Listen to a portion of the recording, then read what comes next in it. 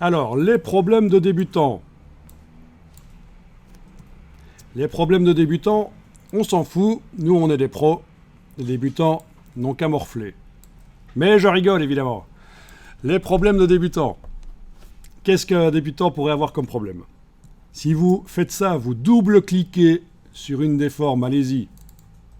Vous voyez que l'autre forme est affadie et on n'arrive plus à la bouger. Vous êtes passé en mode isolation, c'est-à-dire que vous ne travaillez que sur un objet et pour éviter de bouger les autres objets, qui seraient peut-être en dessous, qui seraient peut-être à côté, eh bien, on est passé en mode isolation. Et vous voyez au-dessus de la page ici un breadcrumb, un fil d'Ariane. Je ne sais pas comment vous appelez ça. Moi, j'appelle ça en anglais un breadcrumb.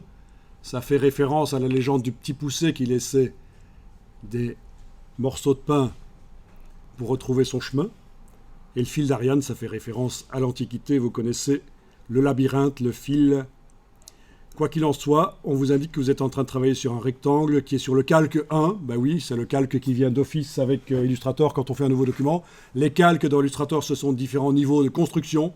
C'est très pratique pour séparer les choses, pour pouvoir manipuler plus facilement les choses. Rien à voir avec le papier calque, bien sûr, c'est juste un niveau de construction. Alors, pour sortir du mode isolation, il va falloir cliquer sur la flèche ici, une fois, deux fois, et on est sorti du mode isolation. Voilà. Donc chaque fois que vous allez double-cliquer sur un objet, il passe en mode isolation. Et pourquoi ça peut être un problème? Parce qu'un un stagiaire à la formation, là, voilà, un étudiant en graphisme peut double-cliquer sur une forme et ne pas comprendre ce qui se passe en fait s'il ne connaît pas le système. Donc ce que je conseille généralement, c'est de désactiver cette fonctionnalité. Parce que quand on est débutant, on a tendance parfois à double-cliquer alors qu'il faut juste cliquer. Donc si vous allez dans les réglages, édition préférence en fait sur votre PC, édition préférence générale, si vous décochez dans les préférences générales ceci, cliquez deux fois pour isoler, vous le décochez, et bien à ce moment-là, quand vous double-cliquez sur un objet, il n'entre pas en mode isolation.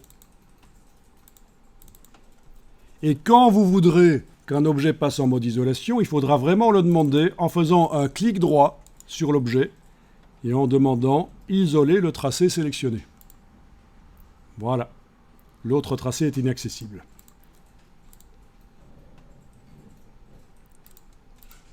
Et je sors du mode isolation avec le fil d'Ariane ou le breadcrumb.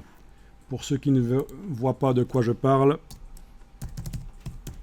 à cause de mon accent anglais de Paris, voilà. Breadcrumb ou fil d'Ariane.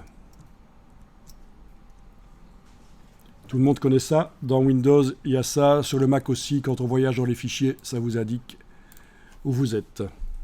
Je ne vais pas le montrer ici, mais vous connaissez tous ça, j'imagine.